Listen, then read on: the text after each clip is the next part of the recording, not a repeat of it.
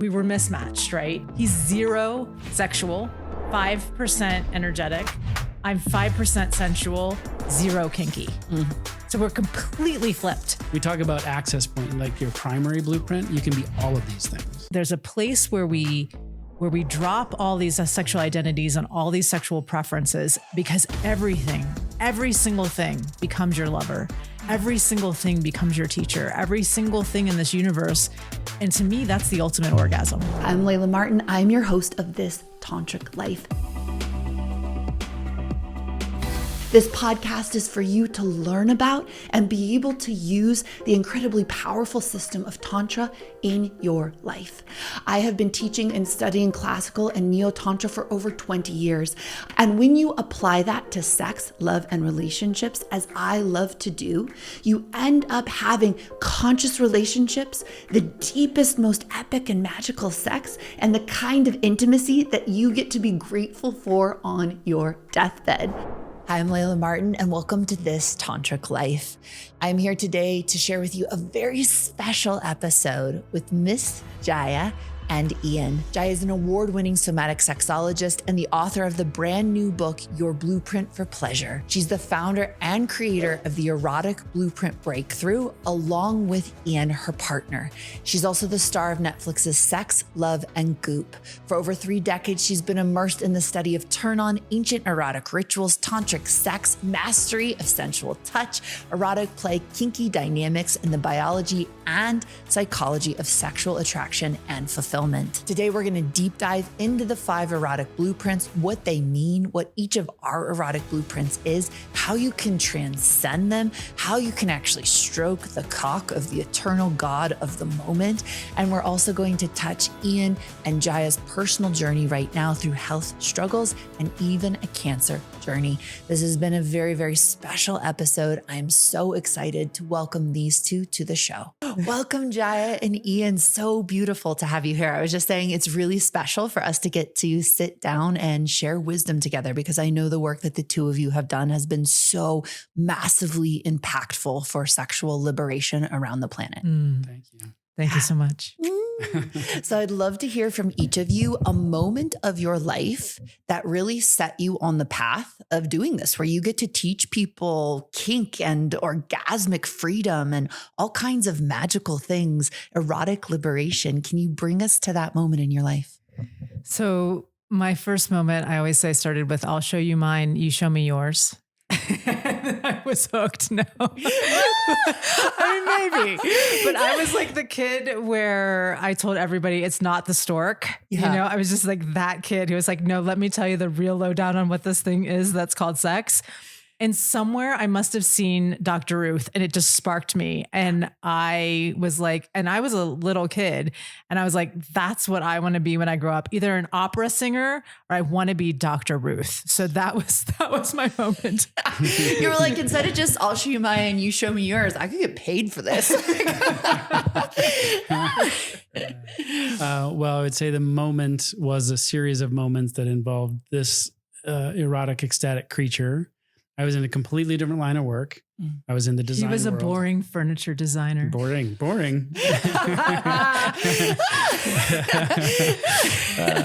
Now he's a psychic pirate.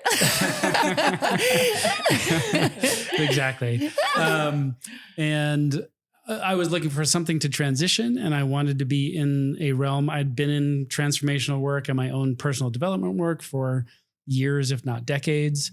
And I really wanted to be in a role where I was making a difference. And I kept looking for something. And here I was already partnered with Jaiya, kind of involved in her business. And I just realized, well, there's 2 places that are the fulcrum zones to really get into somebody's life: sex and money. So the sex window was obviously very open. And then our life became a complete petri dish of experimentation, of dealing with the problems that were coming up to find out where the passion had gone. So in that exploration, and just being kind of like the, DJ shouting, being called from the back of the room during our live events, it just became more and more prevalent that people wanted more and more of the stories together. Yeah, he was DJing at my events because he loves to play music. And I was like, be our sound guy.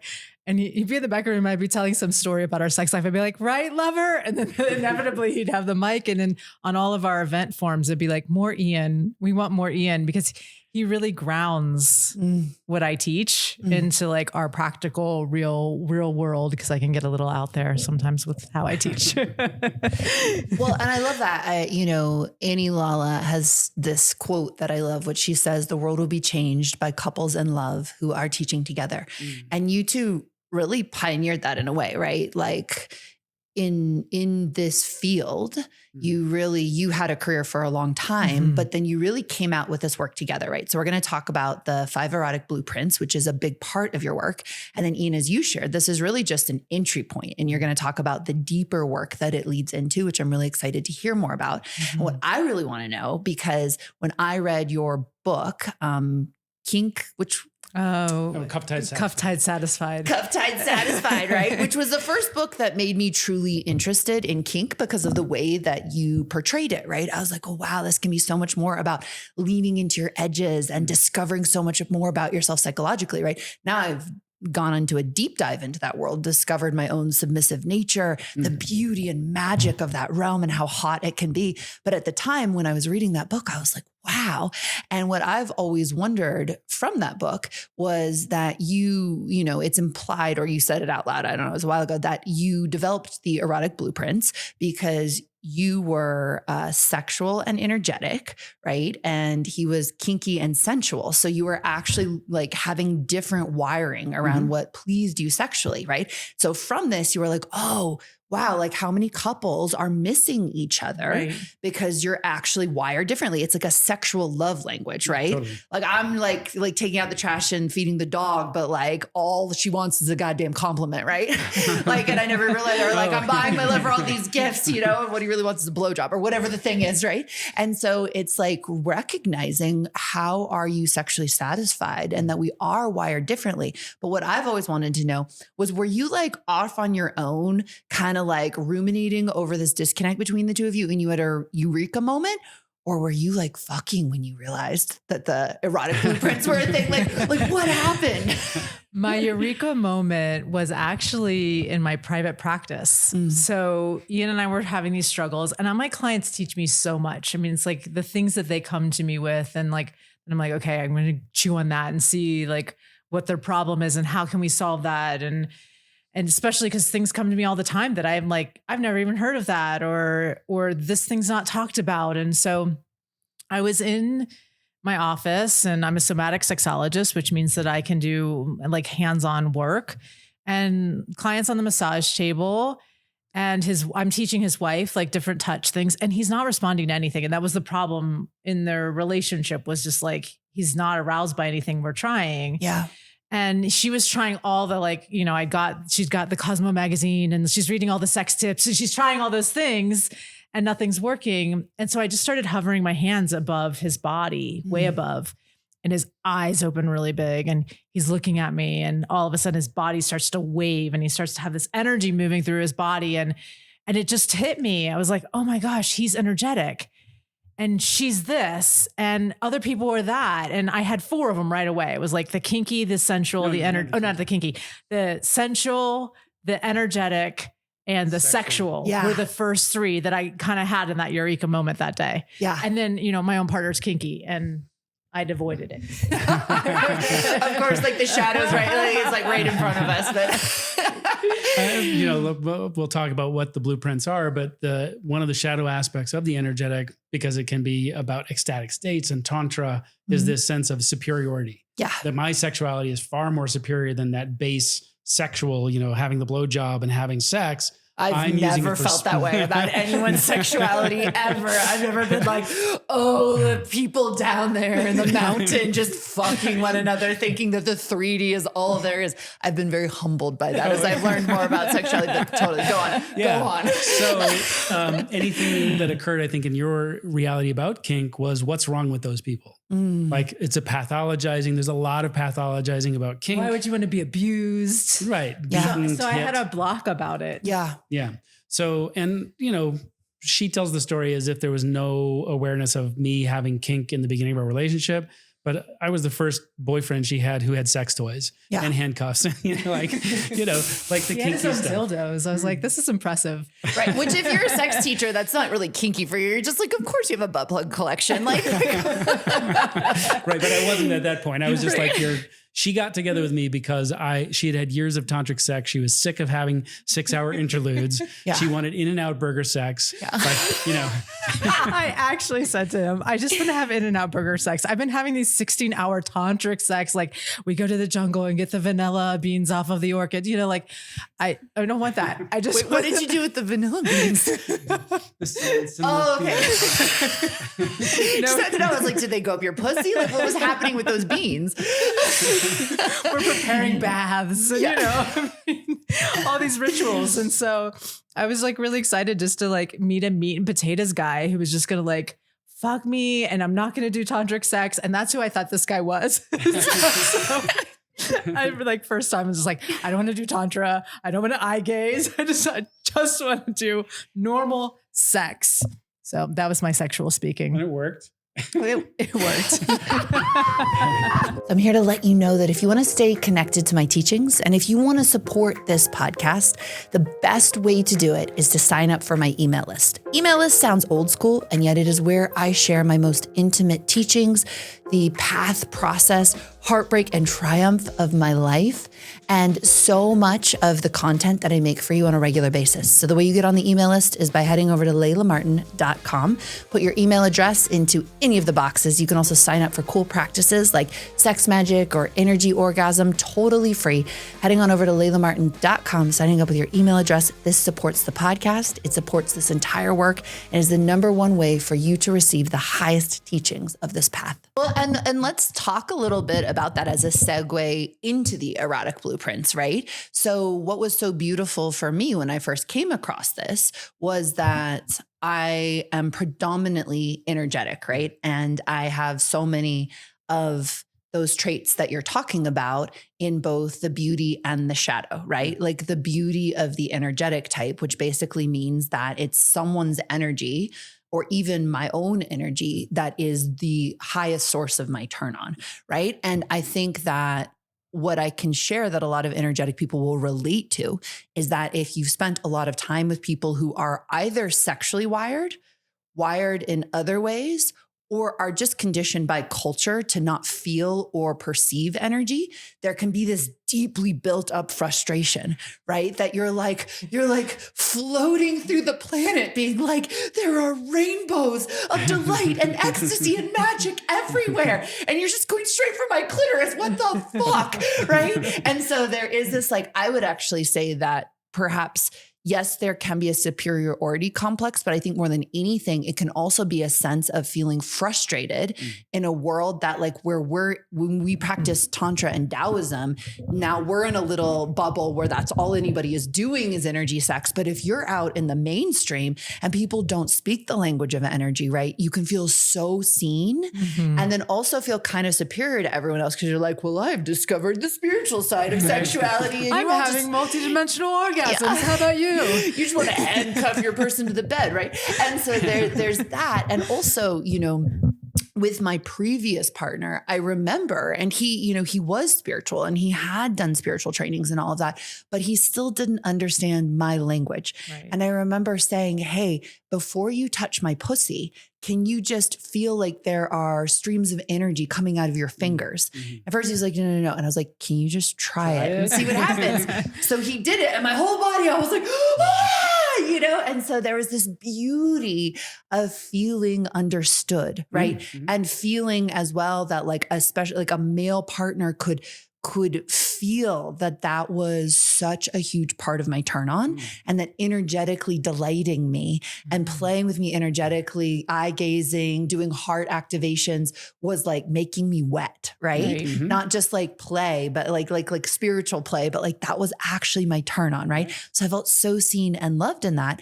And what I also realized over time as a predominant energetic was that some of my trauma was keeping me from loving the other types of sex. And as I have now been like a hardcore sub, like all tied up and like whipped so consensually and like treated like so primally by my lover, like, wow, that makes me wet too, right? Being objectified, which used to be a huge, like turn off for me. Like now it's just like, wow, like having my body adored by a man who loves me and sees me as, a holistic being, not just an object, but then can see me as an object is a turn on as well. So I've also found the way off my energetic high horse into this love and delight for all of the blueprints. But I think some of that superiority came from just sometimes spiritual people can have superiority complexes. We get spiritual egos. Yeah, totally. And that there can be a sense in this world when our energy was denied for so long by society, there can be this feeling of like, well, nobody else gets it. Right. Yeah. Which I think actually kinky people feel that way a lot too. Yeah. Yeah. So I'd love to hear from you, the other blueprints. Well, actually, I'd love to hear from you since you are sexual. What's the sexual blueprint? And then kinky and sensual from you. So I'm guessing you're energetic kinky. I think, let's see. Or energetic shapeshifter. I feel like I'm an energetic shapeshifter. That's what I would say now. Okay. Yeah. Okay. Cool. Yeah. We'll talk about what that means. But you can also test me. Like I'm available for like a live test. So yeah, being my primary sexual, well, I'm very energetic as well. They're about the same. Yeah. And I think what you just pointed to though is really important. This piece of feeling understood and seen. I think all of us crave that, but I think the energetic is the one who's the most like, I must be a weirdo. I like all these strange things. I don't even want to be touched. Some of those things that I think we easily feel alone and misunderstood. Yeah. And also maybe easy where it's like, you could just blow on my nipple and I'd come, you're just like, we're so sensitive. The wind can blow the right way. A little walled off too. Cause you're just like at the bodega and being like, I don't know if I want anyone to blow on me right now. So the sexual blueprint is someone who's turned on by what we think of as sex in our culture. It's intercourse, it's orgasms. Once I feel that energetic connection, it's like, yeah, now you can go for my clit. Now you just put it in. I've actually said to Ian one time I walked in and I was like, chop, chop, get it up. Just put it in. Chop chop associated with my penis is not a turn on. Feels like a tantra bedroom, like summer jams or whatever. That sounds like the chorus of like the new song. I feel a song coming on. The chop chop get it chop, up chop, song. Get it on. So yeah, it's like I love nudity. I love penetration. I love going for my genitals. She loves going for my genitals. I do love going for your genitals. I mean, we'd be in the car and I just like want to stroke his cock while he's driving. He'd be like, what are you doing, woman? Or like I'd initiate sex, very sexual. Like, do you want to fuck? Like just blatant about everything. And it was not his language at all. So we'll get into that, I'm sure.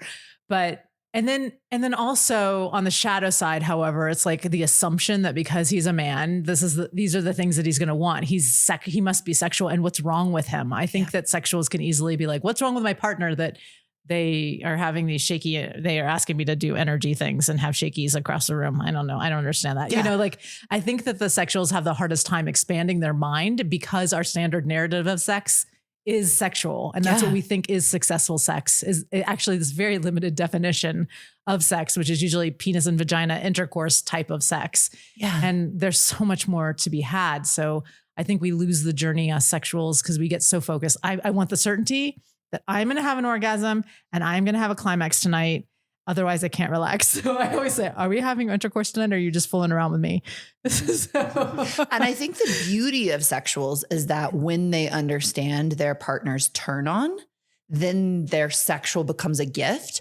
But I think a lot of us have had experience with sexuals where it's like, I'm just bending you over the counter and like ripping your pants off. And you're like, like, why do you think this is hot? And the sexual's like, why don't you think this is hot? And you're like, if you just blew on my nipple first, like this would be hot, So there's like, it's crazy how there can be so much misunderstanding when we all just want to get off, you know? Right.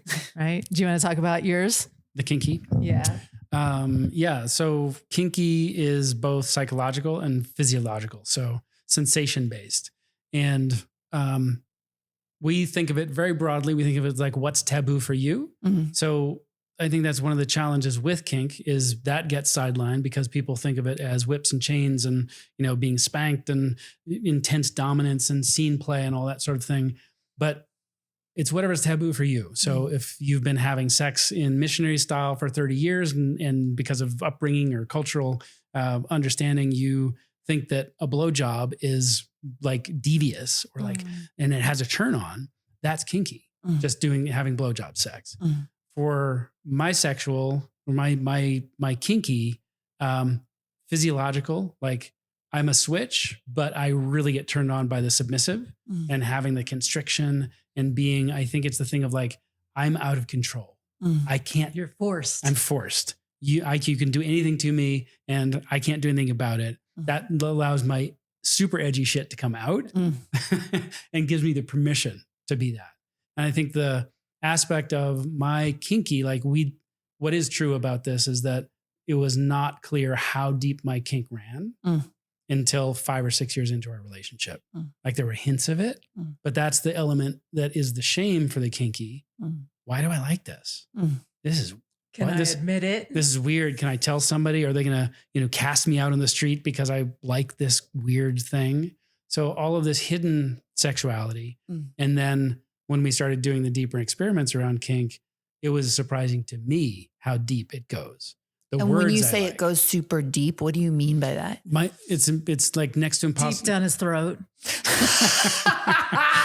There's the sexual just getting in there again. Exactly. And if I'm in the submissive role, I'm totally up for it. Yeah. Right. But it's very difficult to hit my edges. So I won't go into the story, but we have something called adventure dating, and Jaiya set up a 3-day adventure date, sent me to New York. I didn't know I was going. Yeah. I had envelopes, pre-packed clothes. Every restaurant I went to was pre-ordered food. Like she controlled every single thing on my trip in New York. Yeah. And if I behaved well, I got this prize. And the prize was going to a expert dom who's got like $300,000 of gear in their room. Wow. And she has a very edgy approach. She said, Don't try this at home, kids. Yeah, don't try this at home. She said, I don't use yellow, green, red. I don't use safe words in this space. If you call an end to the scene, it's done, you're out. Yeah. And she said, I need to do that because if you don't allow me to take you that edge, then you're not going to hit the subspace. You're not going to go to the places that I can take you. Yeah.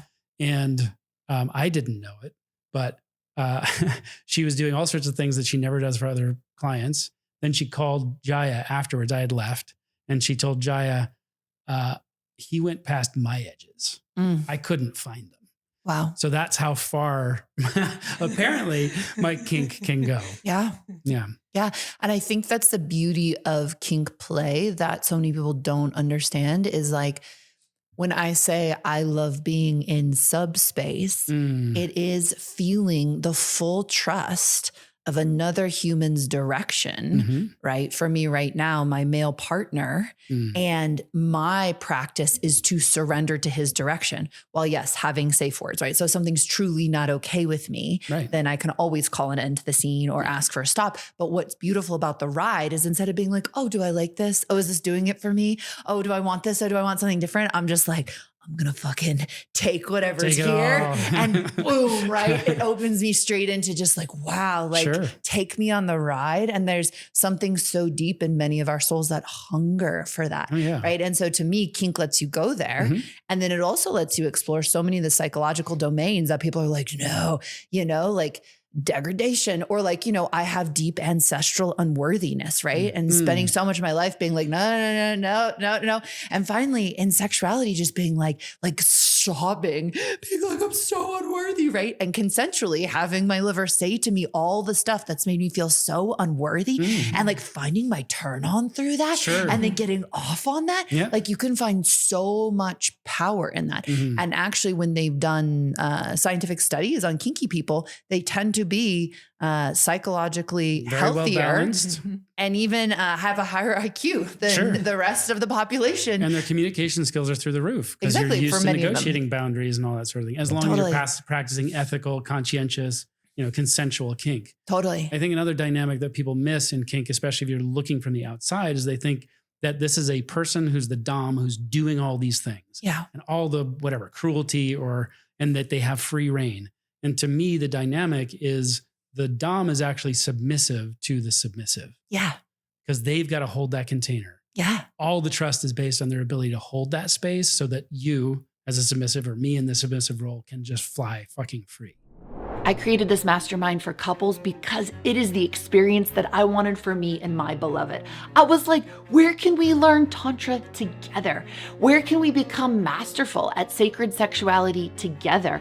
And beyond that, where can we get the same education in how to communicate at a ninja level and how to create emotional safety for one another and on how to heal on the deepest levels, whatever wounds keep us from staying in love over a lifetime. That's why I made this mastermind. It is going to be super fun because you get to go on the sexual adventure of a lifetime. I'm talking majestic European castles, beautiful nature experiences where you will be trained step by step in how to create erotic rituals and how to make love in an energetic and advanced spiritual way.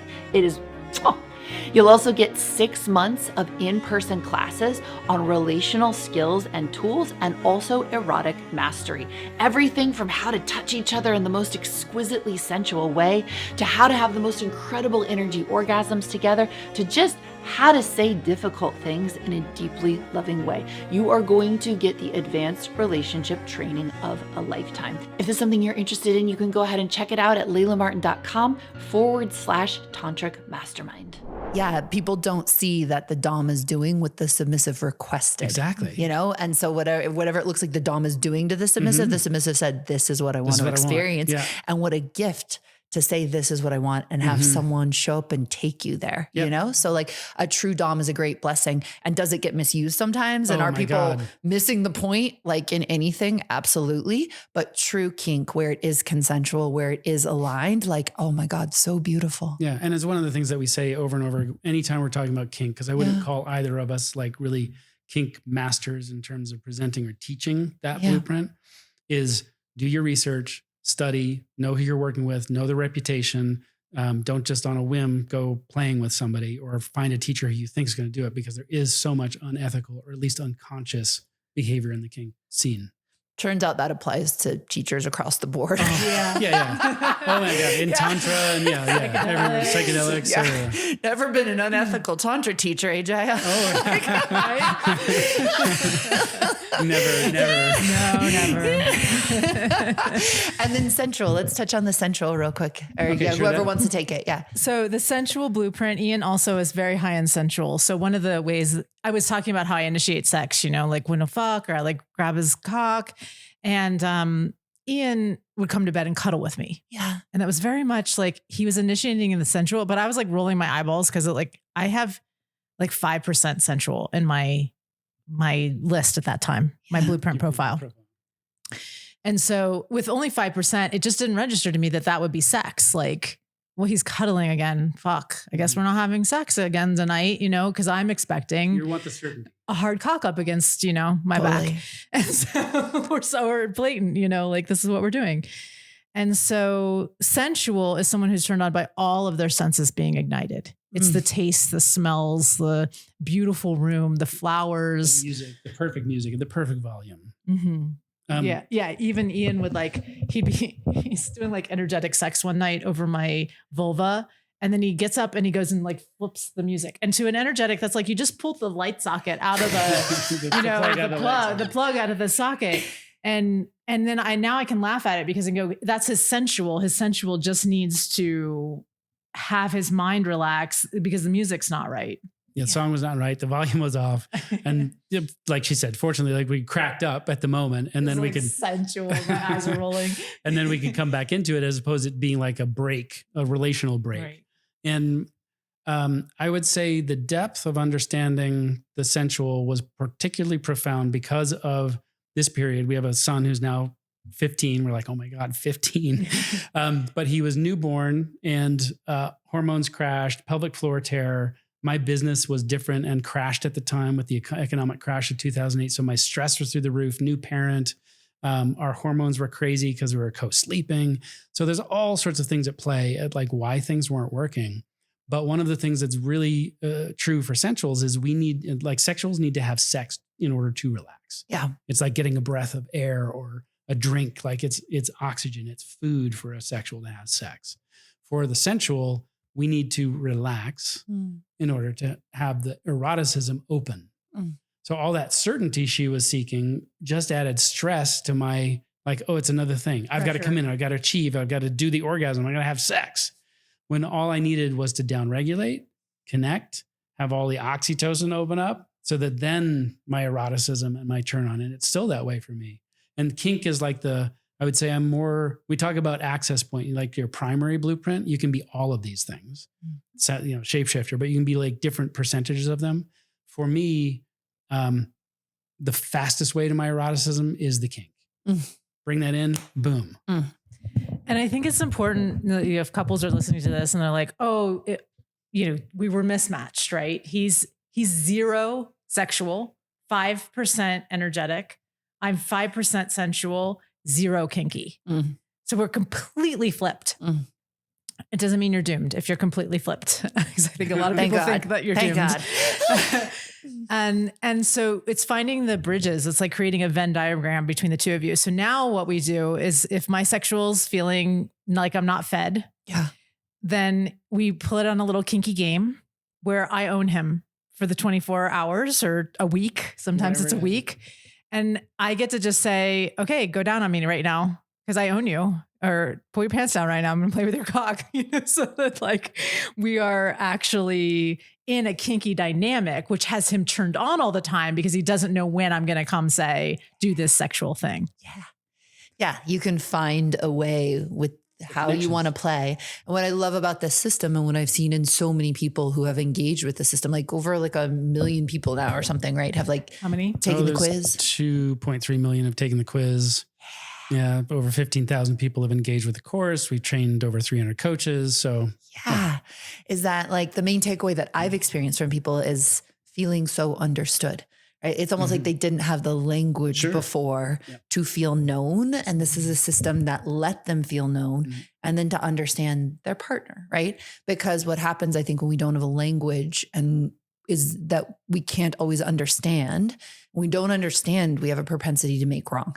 Right? Like, why are you trying to grab my cock all the time? Or like, and there's probably so many women who are sexually wired who are also made wrong by society, right? Like, oh, I'm not supposed to be like, I'm not supposed to just want to like go down on someone or something. I'm supposed to be more energetic or sensual or whatever, but no, I just want to fuck. Right. Or like, so it's this beauty of like, no, it's what I want. Right. Like really owning your desire, understanding yourself, and then making a point to really understand your partner. As well. Yeah, it's such a beautiful system. And so you said that it is also just the portal to some of your deeper teachings. Would you share some of those? Yeah, I think one thing just to touch on the shapeshifter, which will lead us into that portal, which is the shapeshifter is someone who shapeshifts amongst all of these. And the shapeshifter is someone who likes it all, wants it all, has a huge capacity for pleasure. They have many roads to pleasure. And I heard this quote recently. I don't know who said it, but it said, enlightenment is when you have many roads to joy. And addiction is when your roads to joy shrink. Yeah. And I loved that because I thought, wow, that such describes like the shapeshifter. And to me, they're the most erotically developed, most erotically intelligent, even though in their shadow, they've been told they're too much. They shut down parts of themselves. They get starved because they're not meeting all of the beautiful wholeness that they are. So I believe that deep down, we are actually all shapeshifters, but we've been conditioned and programmed out of not being the full expression of who we are as erotic beings. We are all erotic beings. We all have eros. And if we didn't have Eros, we wouldn't be alive, because sexuality is our life force. It is what runs through us. And that expresses itself in so many different beautiful ways. And so sexuality can take us into these different states, which is what the deeper portal is that we can go into transformational states of consciousness where we are ecstatic and we're practicing things like Tantra, and we're going into these ecstasies, or in kink where we go into subspace. We're in these transformational states of consciousness, which I think when we talk about the states, it's not that one is hierarchical. We fluctuate through states all day long. We sleep, we dream, we are in an awakening state. And so just like that in sexuality, we also have these different states. And so part of the erotic blueprint isn't just the 5 types. It's also our states that we're fluctuating within our sexuality. So a transformational kink is going to practice kink very differently than someone who, say, an adventurous kink might be there more for breaking more of their taboos. But a transformational kink would be doing it because I want to go into those different states of consciousness. I want to explore what's possible with surrender or with taking control. Beautiful. Thank you for sharing that. And what I was pondering as you said that was how easy it can be to make ourselves wrong, because when I first encountered your blueprints, I was like, oh yes, I'm definitely energetic. Like that is my main alignment. Then in my current partnership, there was so much amazing sexual awakening, right? And I also kind of got to the place where I feel you were in a little bit where I was like, I just want to be like pinned to the wall and like fucked. And like, there was this part too where it was like, oh, choking is like so hot and like pull my fucking hair, right? And like, oh, I want to do kinky stuff with you and all that. So I like opened and like more into my sensuality and all of that.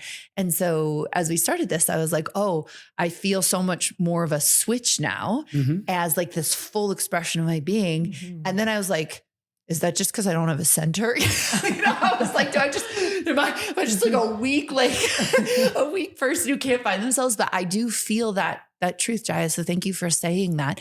And what I found, and I really feel this in sexual work, is that a lot of people who have made themselves wrong for so much of their life, not had their voice, not like, stood for their sexual desires. There's like this growth phase of, I own what I want. I want to be touched like this. I want to be met like this. I need to be seen like this, right? And like, this is exactly how I want it. And this like deservingness, like, of course, in this precious lifetime, you deserve to get what you want. You deserve to get what you want in alignment with like where you're at right now. And then there's this other side of sexuality, right? Which you could also say this is true of spirituality as well. Like there's a phase where you're like, what is this thing? Even if it's my ego, even if it's my personality, what do I desire? What do I want? How do I find the will and the fire to go for what I want, to be myself in this lifetime? And at a certain point, right, I'll switch back to sexuality. And Mama Gina really articulated this for me best. It's like, can you find the pleasure in any stroke? Can you stop saying like, I want my partner to do just exactly this thing to me? And can you actually be like, oh, where's the ecstasy here? Like, where's the pleasure here? And there's a life piece of that as well, right? Like when we say, oh, we practice Tantra, like part of that actually is, where is the bliss or the opening or the truth or the presence, instead of having to have it my way, right? What does it look like to find the portal in what is happening? And if you do that in sexuality too soon, I think you run the risk of, not having boundaries, not knowing what you really want, not owning your voice, right? Then you're just like kind of a sexual version of like a doormat. Same spiritually, right? If you do it too soon spiritually, you're bypassing and just kind of almost like erasing your real, the intense beauty of your organic being. And there is this space where in sexuality, we can eventually say, where is the pleasure in this? And of course, just like in kink, you can always call red and say like, there's just actually not pleasure in this for me. I just actually don't want to be doing this, but there's so much more pleasure available to us than I think we ever imagine when we let go of our personal preferences just a little bit and start to realize like, my God, the universe and the sexual whatever world is drenched in ecstasy. And where do I find it? Ecstasy in doing the dishes, taking out the laundry and getting your ass spanked. one of the frameworks that we have is to know, own, and live. Yeah. So that know, and this can cycle like any of the other frameworks, right? So I don't know, didn't know much about energetic or what I liked, or how does that tie to my eroticism? If I could tap into it, it's like, this doesn't turn me on. I can feel the energy, but it didn't, I had to link it to my eroticism. Yeah. So there's this discovery phase, which is the know. Yeah. And for people, so this is a buried conversation. For over 2,000 years, eroticism and sexuality has been buried by the patriarchy, by, repressive religion. All sorts of things have suppressed the conversation. So we literally don't have a language. And that's where I do think the erotic blueprints are an exquisite way of defining in the entire smorgasbord of pleasure possibilities. Yeah. Right. And when you say no, do you mean like no, or you mean like, I want to know it? I want to know. Yeah. Yeah. Like totally. what's true. And the exploration phase is so intimidating for so many people that, wait, I can play with my body, just that alone, that I can play with my body different than a way of just masturbating, like to get off, to get the quick fix. That there are erogenous zones, there are electrical, energetic fields. There's ways that I can treat my body as a submissive while I'm dominating myself in solo pleasure. So there's this discovery phase, and each of the blueprint types, of course, has a discovery phase. I don't know what the fuck kinky is, and I'm freaked out by it. So how am I, but my partner really wants it. So how am I going to enter into it in a way where I continue to stay safe and I get to explore the vocabulary and I find my own turn on? Yeah. And that's one of the things where you've expressed multiple times that through your exploration, you are unwinding traumas. You're allowing more freedom for yourself to jump into areas where you had whatever it was, fear, criticism, shame. I don't know what that is. And in that, one of the theories, the pet theories we have is that everybody really is a shapeshifter. And we've just been conditioned out of it through all of the social programming, the religious programming, the parental things, the cultural inheritances that are baked in our society. Yeah. And in this, it's like we all, we ask audiences of, thousands of people, whether they've had any kind of sex education. And, people will say like 50% of the audience or 60% will say they didn't have a sex education. They did. They've been steeped in it since birth. The silence that their parents had, the religious programming, the movies that show conflict and inability to communicate as the way that we learn how to communicate. Your parents' discomfort with their own pleasure, right? Like just like being transmitted to you as an infant. Yeah. So we're baked in it, and then it inhibits the ability for us to explore in autonomous self. I don't know if I like this, but I'm tasting the chocolate on the plate to see if I like it. I'm tasting the cherry cake. I'm tasting the steak. I have no idea until I taste it. Then I get to know. Yeah. And then if I love something, like, oh, that cherry cake was fucking amazing, and I thought I hated it. Now I get to own that. I get to own that space. Yeah. I get to call it out. I get to say, that's what I want. And then I get to live it. Yeah. Then I get to be lit up by that eroticism that you're talking about, that is pervasive in the grass, in the sky. And it's all around us.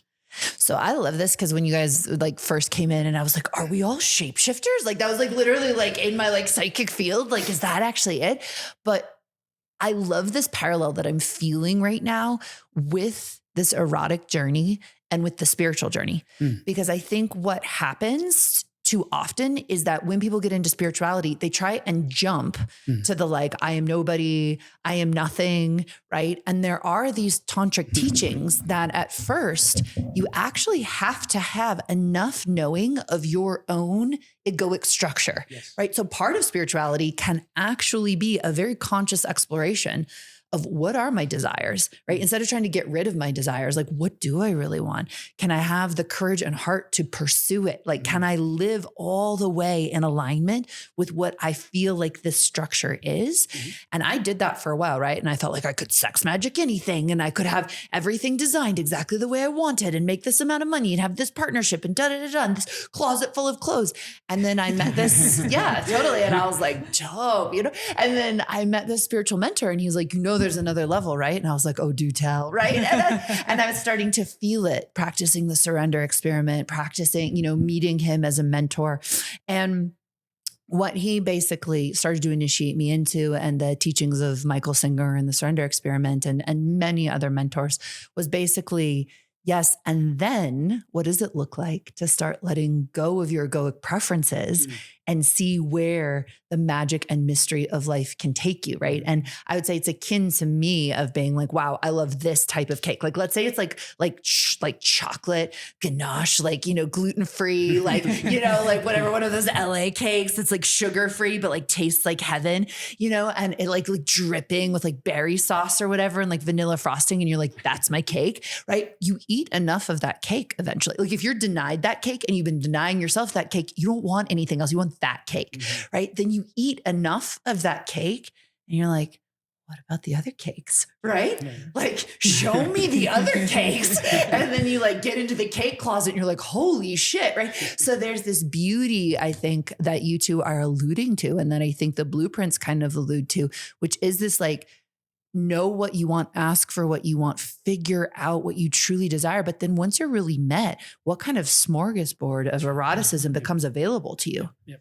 Yeah, 100%. And I think there's a place beyond identity. And so, it's so interesting how like sexuality and spirituality, to me, the definition of sex is just another tool for our awakening spiritually. So, it's like, how are we utilizing that tool? But this piece of identity, I think we need to put identity on for a while and really own exactly what you're saying. And then there's this place where it's beyond these blueprint identities. There's a place where we drop all these sexual identities and all these sexual preferences, because everything becomes everything. Every single thing becomes your lover. Yeah. Every single thing becomes your teacher. Every single thing in this universe. And there's a place where there's no more separation between you and those things. And to me, that's the ultimate orgasm. The ultimate orgasm is surrendering all identity enough to where there is this space of, I have now become everything and nothing all simultaneously. That's the ultimate. I would take that orgasm. That's when my sexual really started to change, was when I started having those kinds of like non-dual experiences or these experiences where it's like, okay, that sexual is just one little teeny tiny bit. And the sexual would take me to those places, which is one reason why I liked it so much, was because it would take me to those places. But really when we touch that orgasm is where it opens up a whole new world where I just became super interested. What's beyond that? What's beyond that? And that's been part of my inquiry my whole life, is what is erotically possible? I've never found a ceiling. And I have been experimenting with that. Since I became sexually aware, I have been experimenting with that. And I have been some pretty incredible, like can't even explain places because I have no mind to explain what happened there, places. But that's interesting. I'd love to hear you break this down for us in just a moment. I also love the idea of you now just grabbing the universal cock wherever you go. It's like, turns out there's a universal cock I can just grab, when Ian's not available. Hey Shiva, want to play? Eternal Shiva Lingam. Indefinitely in the cosmos. So I would love for people listening, first of all, okay, so I'll ask my question. Then me and Ian, we're going to drink some sex magic. Okay. Sex magic him up so, I can play with his cock later, maybe. But what I was curious about is like, let's say that someone listening to this is like, cool, like I have played out my sexual, I played out my energetic, or like, I'm still exploring, but I want to know exactly what it would look like to let myself become available to a different type of play without feeling like I'm overriding a boundary. Because that's what I really see for a lot of people. It's right. I got used to being like a no to something sexually. How can someone lean into something that was kind of a no, or like maybe a maybe, right? Or like kind of a block with like a pain or something like that, and discover a new portal of ecstasy? Like, could you maybe walk us through that? Yeah. But first, sex magic. Okay. Sex magic first. Sex magic. I feel like a little bit of the Layla Dom. I'm like, before you share, we must drink. Right.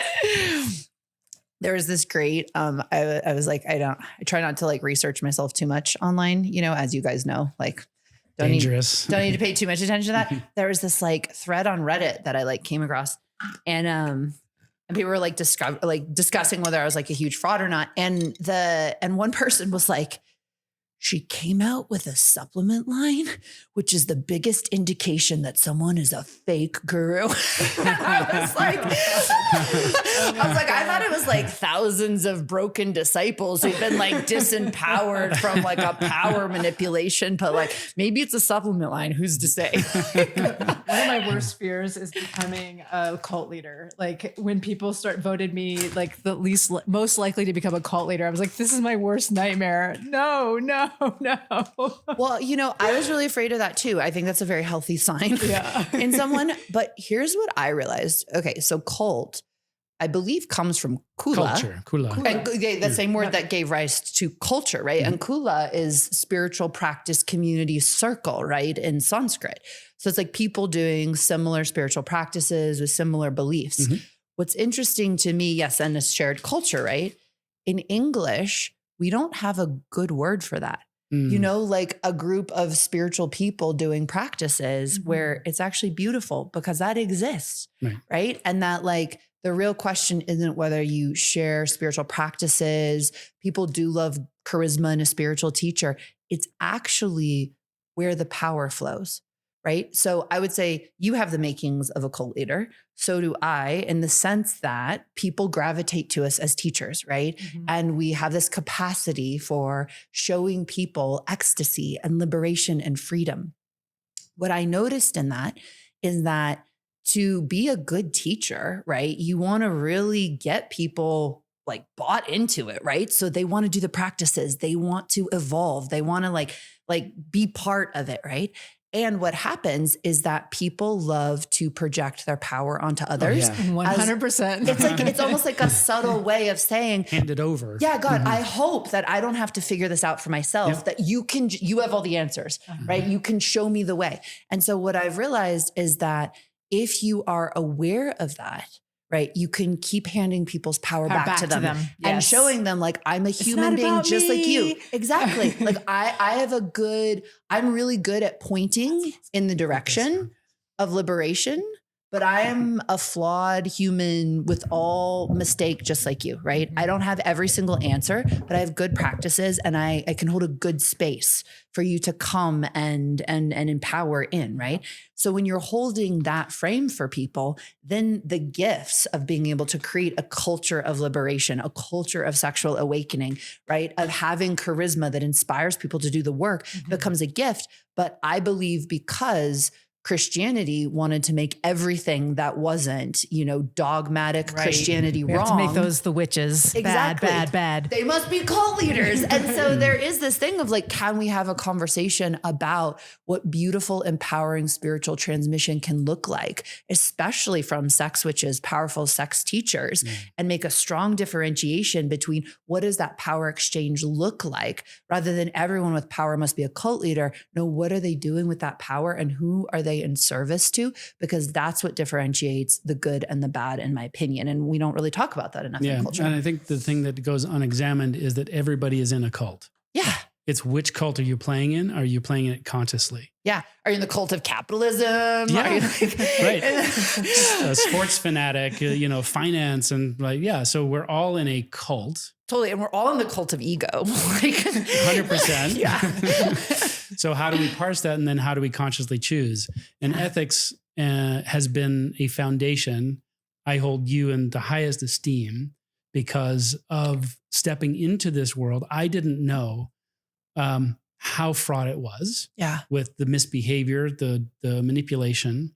And then one of our mentors, this was about 4 or 5 years ago, is like dealing with all of the sort of projections and things from our own community, from the outside world. Yeah. And he said, you have taken on the dharma of sexuality. Yeah. And in this, and being a cock-bodied human, you're going to get, you're everybody's boyfriend that they love. Yeah. The boyfriend that betrayed them, Yeah. the man who raped them, the father who loved them or didn't love them.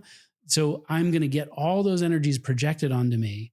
And he's just like, that, you don't understand how huge that is and how, he wasn't saying how careful I have to be, but because of the way that we work with that, the ethics and looking to have a community and a culture that's beyond reproach, you know, that calls people into clarity of consciousness and consent and understanding power dynamics and how they operate. And always leading them back to themselves. I think that that's the important thing. It's not about us. This spoon. Oh, wait, you have your own spoon. Okay. I was like, I was going to offer you my spoon, but I wanted it to be consensual, but I had already looked at. I also love that we're drinking sex magic and talking about cults. We've gone down this rabbit hole. After this, we're going to talk about cancer. So we're just going to get to all the C words. We haven't talked about cunts enough. Okay. We got to get some cunts in there for sure. Yeah. I mean, I think the big differentiator for me is does the leader point you back to them or does the leader point you back to yourself? Right. And that is something that I don't have the answers. Go within and let's build a beautiful community. As you said, cheers to sex magic and witches and cults and all the things. I love it. It smells so good. I wish I could drink it. Yeah. It's like all these beautiful Got a lot supplements. of The blue herbs. comes from blueberries. It's like, it's I read monk the fruit, ingredients. not sugar. Yeah. Oh my gosh, so many beautiful ingredients in there. You know, it's got a real wide open, there's quite a palette in there. Yeah. But it's light. It's not like hitting you in the head. Cheers. So you had a question before we were doing sex magic. Should we go there? Absolutely. Okay. So, and thank you for holding this work with such integrity. Truly, like when I say that I respect you and adore you and celebrate you, it's because when we've done this work for a long time, we actually feel the people who are doing it from integrity. And I feel that in you too, which is why I'm deeply grateful for not only the work that you bring, but the way that you hold it. Because that is so, so, so important for people. And teachers come in all varieties and you can learn a lot from people who are out of integrity. But when you want to make that choice to work with people in integrity, like it's such a blessing to have those kinds of teachers available. So thank you. Thank you. Yeah. Thank you. Yeah. All right. So I asked, so let's say that you've been sexually wired most of your life, right? And energetically wired. And you wanted to, let's say, be like, okay, well, kink has been kind of a no for me, but I'm at a place in my sexual empowerment. Like you have to almost become sovereign within yourself to say like, actually, I want to try something that I have been kind of a no to before. I'm going to hold myself, right? Like I'm not going into victim mentality. I'm going to do it conscientiously. Can you walk us through like how you would try something that was previously outside your comfort zone, but do it in a way that's not like overriding your boundaries? Yeah. One thing is to wire something that's already familiar that you're already a yes to into the new thing that you're introducing. So let's say, for example, like Ian, he didn't really know much about energetic, and it wasn't really a turn on for him, but it became a turn on for him if he could get me to beg for sex by teasing me energetically. I love it. What's that thing where I'm like, please touch me? He's like, no, I'm going to keep energetically teasing you. So, and I was pretty much a no to a lot of the kink stuff, but I was like, okay, but I want to explore. So let me read this list of all the things that might be on the menu of kink and go, what could be a little bridge? Yeah. Oh, that could be a bridge where I'm playing with a certain emotion like disgust, and I get to play with that emotion and reclaim that emotion. That turns me on. So I'm going to be disgusted with you and play with the energy of disgust in this session. He hated the disgust session. I hated that character, that persona. So I love developing personas. So can I develop a kink persona who's a total yes to this and bridge that? And that was something that we found. So this Ice Queen persona that I could put on, that I could play in, that allowed me then access and turn on to some of the things that he really, really craved. Yeah. I love this because I think it's easy to forget that like you can dip a toe in. Right. So like I was a little scared of ropes. So like when I wanted to try shibari and have someone like shibari me up and hanging from the ceiling, I was like, can you just tie my hands behind my back and that's it? And we'll just see how that feels. Like the same thing with the sexual, right? Like maybe you could try and like pull my hair, but just at like a level 2 or 3, right? Like I don't need like a 9 right now. Right. And this ability to be like, let me lean in and see. I think that's really helpful. Use a place where you're resourced and already familiar and then dip in. So if Tantra is your thing, do a tantric ritual with one hand tied behind your back. Yeah. That's the way to dip your toe in. All right. So we have 2 more topics to cover. You said you want to talk about liberation. So I want to hear that from you. And then you 2 also wanted to talk about these health challenges that have come up for you and where you're at in your lives personally right now. Yeah. I just want to touch on one other thing, coming back to the know what your pleasures are, is if you're walking into the world of discovery with ignorance, you don't even know what's on the menu. Yeah. So like we've got something called the sex communication checklist, which has in every blueprint type, it has over 150 sex techniques. So people can like think, oh, I'm not kinky at all. But then they can go through a list of 50 things and be like, well, I'm a fuck no to that. I'm a maybe to this and I'm a hell yes to this. Yeah. And then having that tool to be able to compare with a lover, like, oh, I thought it was no to everything. Yeah. I mean, you've had clients who have like haven't spoken about sex for 30 years and they think they're on totally different pages. But once you start to, open the cover of the book, it's like, oh no, I'm totally turned on by a threesome. I want to try that. Oh, I want to try that for years. Yeah. So just opening up the conversation and kind of putting it out in front of a person as opposed to this, like you're the one who has to fulfill my desires. Yeah. No, here's the desires. Here's the menu. Let's just play with that thing. Yeah. Yeah. And it's wild. Like it's kind of a cosmic joke that I feel like people are so afraid of getting bored in sex and long-term relationships, but actually like how much there is to explore. You're like you could practice tantra for lifetimes and like all the mantras and being all the different deities and like all the different energy circuits and like, holy shit. Right. It's like literally all the stages of enlightenment, all the levels of ecstasy. Then in kink, it's like all the different ways to play, all the objectification, all the humiliation, all the fucking, how much tease can you give me until I'm begging for orgasm, right? It's literally endless. And then psychedelics, you can start doing sex and psychedelics and you're like, my God, how many substances are there? And it's like, we never have to get kinds bored. of chemsex. Yeah. Yep. No boredom here. Yeah. I just say it's just because people aren't creative. We think, oh, it's supposed to be this way. And we lose creativity in sex for some reason. It's like, no, get creative. We can get so creative. We're creative beings. That leads me to the liberation piece. Yeah. And I think that, I was really exploring, I explored sex and psychedelics. I've explored, tantra. I've explored all these things. And it's so interesting to me, these states that we go to. Yeah. So we go to these ecstatic states, we go to non-dual states, we turn into nothingness, we have ego disillusion. Like there's so many things that we can experience here. And I started just getting really interested in this is an interesting game. We have this game of asleepness, separation. We wake up to who we are. We are like, wow, amazing. We laugh our heads off. We cry, whatever. So much joy of this cosmic game that we're all playing as consciousness. And then I'm like, but I'm bored of that game. I'm really bored of the get high, come down, forget, remember game. So how do we stabilize these states that we visit? Yeah. Because I'm no longer interested in getting high and coming down. I'm really interested in liberation. And I know Ram Dass has talked about this and other spiritual teachers have talked about this. And so, as I was writing my book, I was writing a lot about this journey of sexual awakening. Yeah. And all the possibilities along this awakening to who you really are and owning who you really are, or awakening to this game that you've been playing and letting go and shedding all of the conditioning and programming. There's a part in the book that I talk about called the chess game. And it's like, what I'm really interested in is leaving the board. There's the game we're playing, our chemistry, our hormones, illness, identities, all the other people in our lives. But what happens when we leave the board? Yeah. And we leave the game.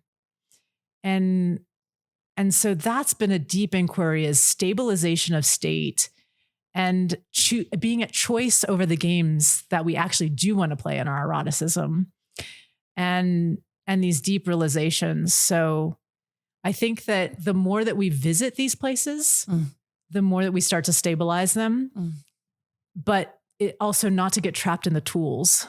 The finger pointing at the moon is not the moon. So we can't get trapped in psychedelics. We can't get trapped in sex, not to get trapped by the tool, but instead to consciously utilize the tool for this liberation. Yeah. Yes. And what does it feel like to you when you are more stabilized in liberation? I'm just me here now in this. This is this thing, and it will continue to this. And it's just this here now. That's this forever. It's this forever. Infinite this. Yep. Yeah. Yeah, I was actually driving home last night and this experience, right? Like there's the Sanskrit term of purna, right? Like fullness. Mm-hmm. And when you're filled with that knowing, and how, like, when we say like, oh, to be desireless, right? It's like when you are filled with that knowing, it's like, who cares? Like whatever I would do is so small compared to the beauty of that knowing. But then what's so amazing about that is it's like the whole universe opens because you're no longer having this like deep agenda about what needs to happen or what should happen. And instead there's like a whole different way. It's like, it feels to me like of making love to the universe and to the moment. Yeah. Yeah. When I was a teenager, I wanted to write a book called Making Love to God. Yeah. And maybe I'm finally ready to write that one. Yeah. Or it could be, I still like grabbing the moment's cock. Grabbing the moment's cock, a memoir by Jaiya. I like that one. Do you want to talk about where we're at right now? No, I just want to chime in my association to it. Do you know the term prakriti? Yeah. Yeah. I just love because that is the formless energy behind all things, and out of it can take any form. So being in this energy to me is that communion with prakriti. Yeah. And I love the aspect of Tantra, which doesn't push away desire. It is like the impulse of consciousness is to create. Yeah. And create new. It is desire. Yeah. What can I create? I love the beauty of two lovers kissing as much as, this might be sacrilegious to say, but as much as the bombs going off, killing millions of people. Yeah. Consciousness doesn't have a point of view. Yeah. Consciousness is experiencing it all in some kind of ecstatic, orgasmic expression. And there's still a part of me that's like, consciousness, stop doing that. Doing that. Can it be more pleasurable? God, why? It's consciousness. It's the kink of consciousness, and it's really nasty. Totally. And this feeling too of like, I think one of the tantric pieces is desire can fuel illusion, right? So if what I'm doing is desiring out of this continued delusion that I am missing something essential out of myself. And so desire is fueling this kind of hungry ghost mentality of one day I could acquire something that will give me the experience that is already eternally mine, right? The truth of what I am is actually the experience that I am most hungry for. And then what I think is beautiful is that Tantra says, yes, and once you know what you are, you can still play in this beautiful game of desire. You're just doing it because it's true, not because you feel like it's There's going to get you something you don't have. That's the freedom. Yes. Yeah. I'm actually gonna have some play. Like now that we're talking about getting high, Jaiya, you're like, I don't want to just get high anymore. I want the eternal fullness of God. And I'm like, I actually want some of these supplements. So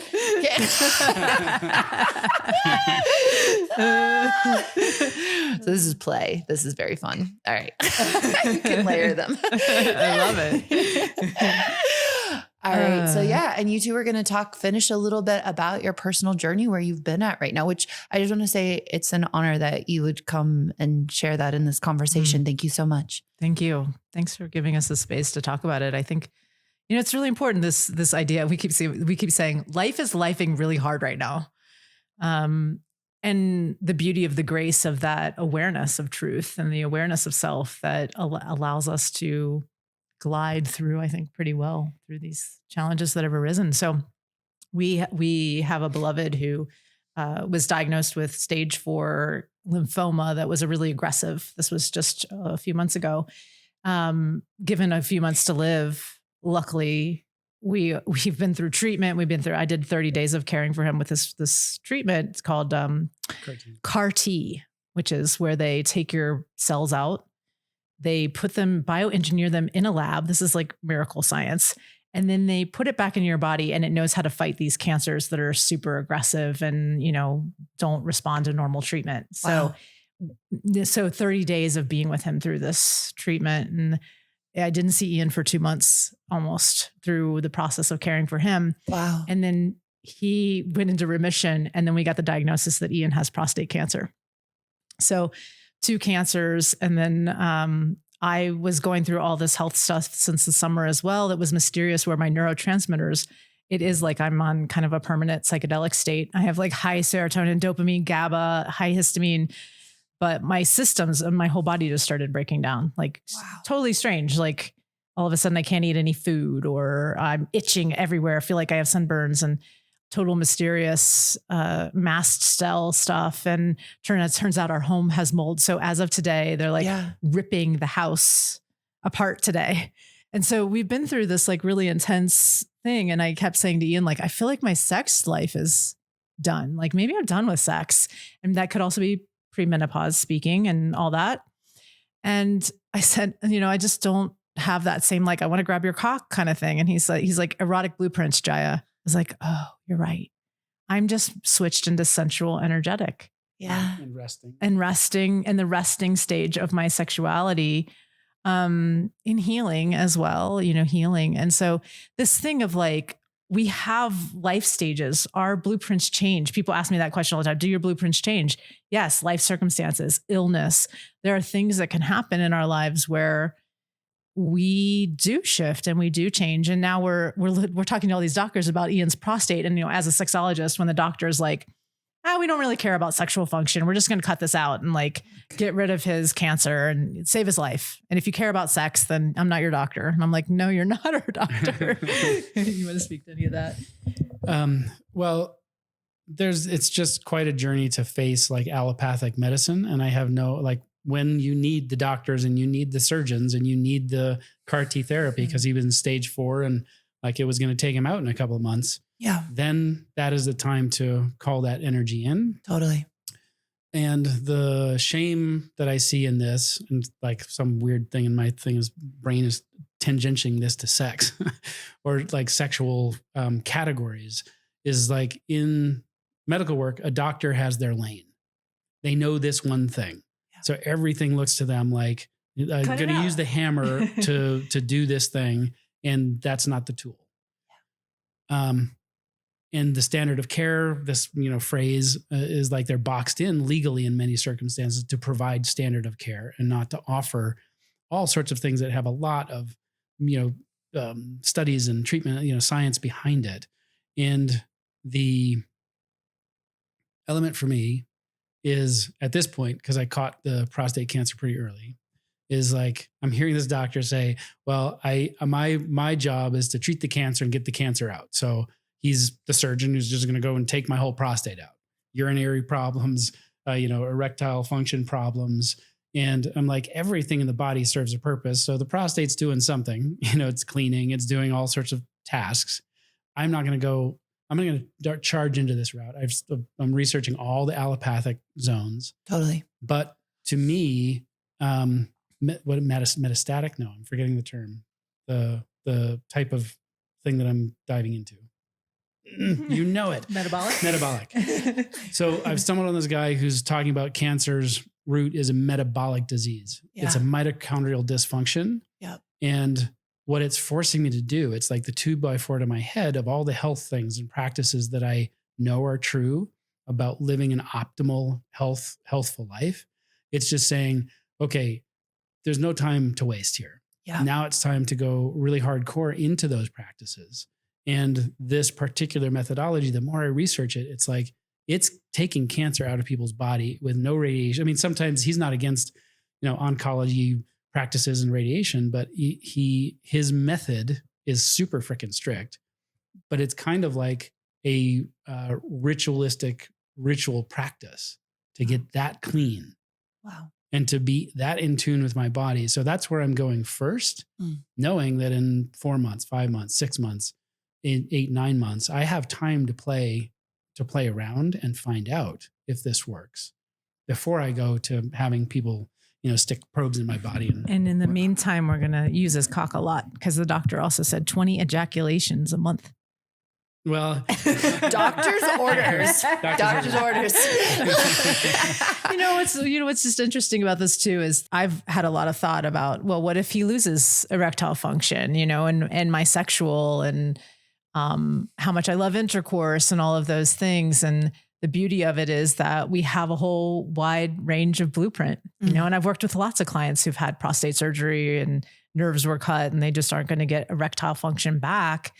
And they learn how to be energetic. Yeah. And they start having energetic orgasms for the first time. And we have great energetic orgasms together and Tantra. And like you said, there's an endless world to explore within each one of these blueprints. And so I was just even talking, I was doing another interview earlier today, and I was talking about how sometimes illness is the opportunity for us to innovate.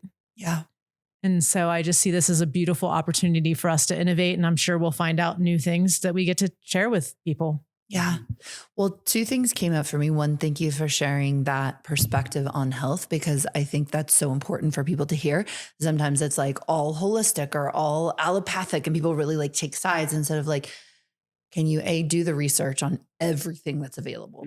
Because no one's going to do that for you. And number two, can you advocate for yourself? Because also we forget how often people are bound by insurance companies and legalities and, their own myopic view of whatever little world they're a part of, right? So you have to do all the research, advocate for yourself. And then at the end of the day, follow your own deep truth about what's going to be right for you, right? Which is something that gets so often missed, right? You can take the best guidance in the world and it's still just going to be what is the path I want to take, right, on this journey. But one of the things I wanted to reflect to you is when you all came here and you shared with me that this is what you were going through. And I was like, wow. And you were just like, I forget exactly what you said. You were just like, oh, I'm going to clear it. I'm going to clear it. Yeah. That clarity and that power, right? And even how you're standing in this today, I think it's a lost piece of all this erotic work, right? That people think you do all the erotic work and maybe you end up, like God knows what people think you end up as, that actually the idea is to be able to face life with that level of courage and power and self-sovereignty, right? And so I was really touched by that. And the last question I have as we wrap this up is, what is it about all this erotic work that you've done and all this spiritual work that you've done that has allowed you to meet a moment like this with that level of empowerment?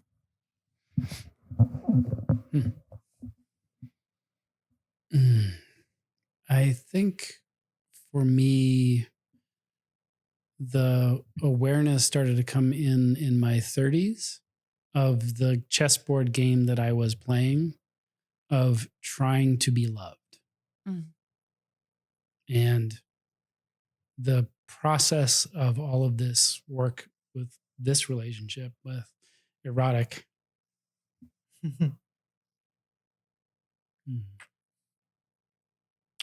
erotic practice, leading a community that's there's just so much trauma. Yeah.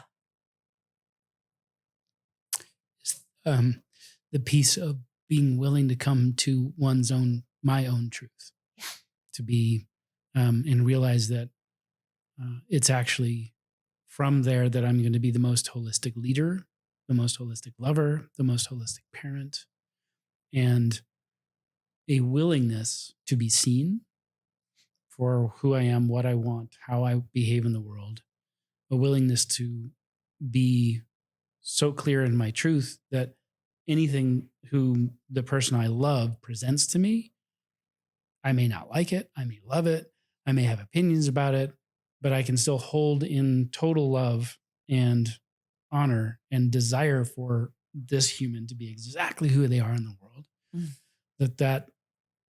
It's that stance of autonomy, because being in this work is radical. I mean, censorship, the pushback, the cultural dogma around sexuality, being lumped in with porn when we're teaching education and autonomy and, all of this stuff. Really, I had no idea like how intense this dogma, this cultural dogma around sex is. Yeah. So being in it's been a trial by fire in so many different ways, and really has gotten me even more clear of who I have to be in the face of all of it. Mm. Yeah. And I think for me, there's been a certain level of grace. Yeah. I think that, I've been working with my therapist and through all this and just saying, check me, make sure I'm not spiritually bypassing, like make sure, like, what I look like when I'm in trauma, like just check me and all these things. And she goes, no, Jaiya, you have been graced. Mm. And I think some of us have a moment of grace in our lives. And we're all teary today. But this moment of grace that I received that has been an abiding grace, that no matter what happens in the circumstantial world, no matter what happens, I'm going to be okay. And we're all going to be okay. Yeah. Yeah. Mm. Thank you both so much. Mm-hmm.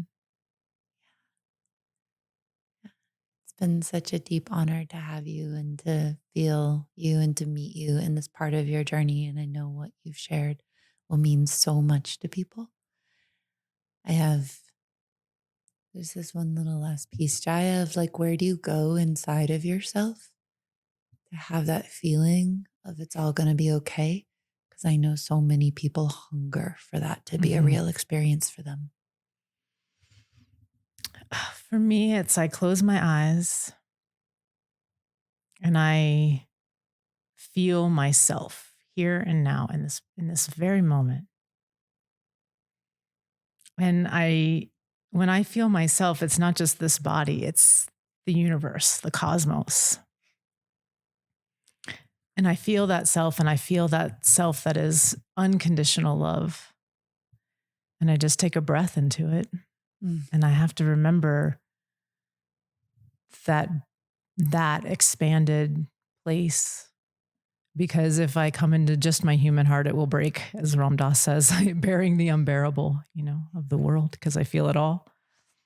But when I just feel myself here and now in a breath, and the grandness of the universe that I am,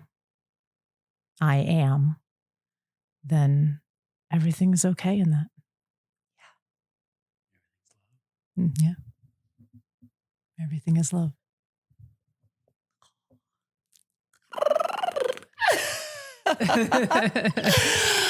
Oh, well, thank you both so much. I feel so moved by your share, having you here, all the wisdom that you've brought. Yeah. And I'd love to hear, like, where can people work with you? How do they find you? How do they stay connected with you? The best, most fun place to go is to go to the Blueprint quiz. So www.theblueprintbreakthrough.com or eroticblueprint.com. You can find it any number of ways. You can go to Jaiya Love or Jaiya.love. You'll find it there. And that's just the most active way of people to have your own journey. And there's the Jaiya Instagram feed and all that kind of stuff. But the censorship that I mentioned earlier, we just don't tend to do a lot in social media. We just don't want to invest all the energy there. Totally. So the quiz is because what it is for us is like, this is an experience for you. So going and taking that quiz is the journey into this conversation. Yeah. So I'd always recommend that. That's the place. Jaiya does VIP work, has a waiting list, only takes on about 2 to 4 clients a year. And that too, you can find a place to, check that out and apply on the jaiyalove.com site. So Jaiyalove.com. Jaiya. No, there's jaiyalove.com. There's Jaiya.love. Wow. Jaiya.love. We got options. Got options. Do you get like priority on the wait list depending on which one you choose? Like, no, it's actually very hard for people to get in touch with Jaiya. Yeah. But well worth it. People who come in for year-long mentorships, because that's how Jaiya works, end up renewing and renewing. So it makes the wait list like really challenging to get to the top of. Yeah. Yeah. Okay, beautiful. And is there anything you want to say? I just want to acknowledge the like openness and vulnerability. And there's a sense in me of not wanting to like make it okay or wrap it up, but just sit in the bigness of what you shared and the openness of it and like feel you and feel everything. Cause I feel like that was the invitation in your sharing. And I just wanted to open if there was anything that you wanted to say in closing or thoughtfulness, or if that Just felt complete. gratitude.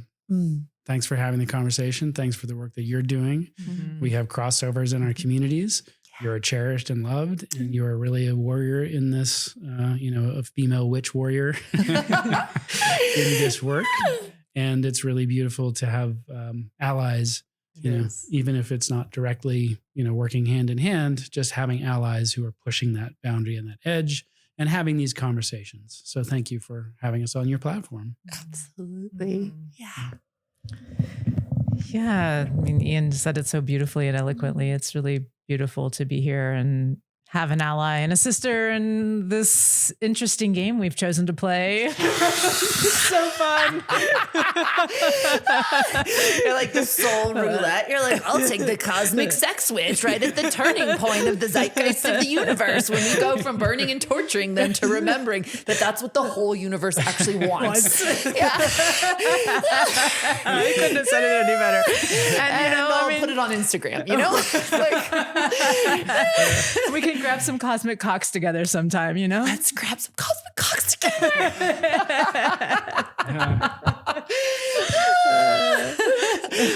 Well, on that note, until next time. Until next time. I feel like next podcast will just everything we talk about, we actually have to do it for real. Demos. Yeah. Beautiful. What a gorgeous podcast, you two. Thank you so much. Thank you. Yeah. Thank you for listening to This Tantric Life. I am Layla Martin. This is the home for the realest conversations about sex, spirituality, polarity, conscious relationships, and all kinds of topics that help us live the absolute most incredible lives.